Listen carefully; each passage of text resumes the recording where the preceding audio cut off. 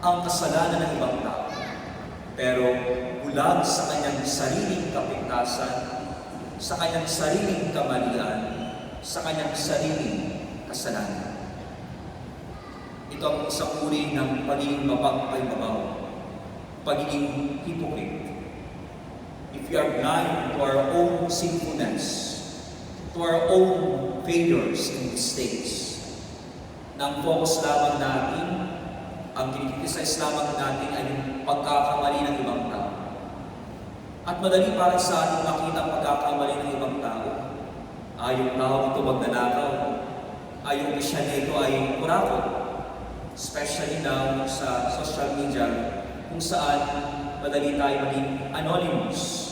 Comment lang tayo, magpo-post lamang tayo, we criticize other persons.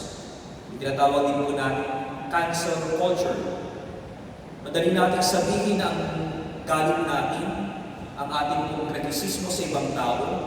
We point out their mistakes, their sins, their corruption, their evil, their sins. And yet, we are blind to our own sins. We are blind to our own mistakes.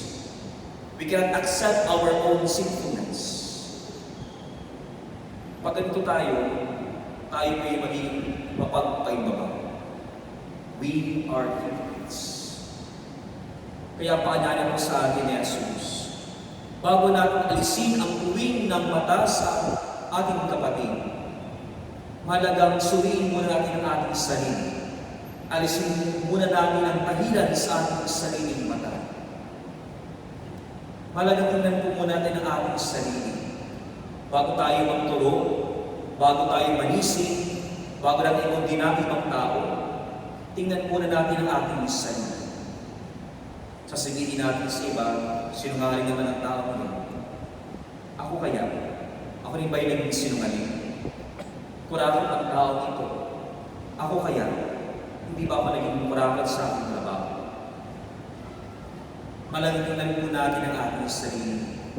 Malalaman po natin ang ating sarili upang tayo hindi maging bulag na taga-akay na sinasabi ni Jesus.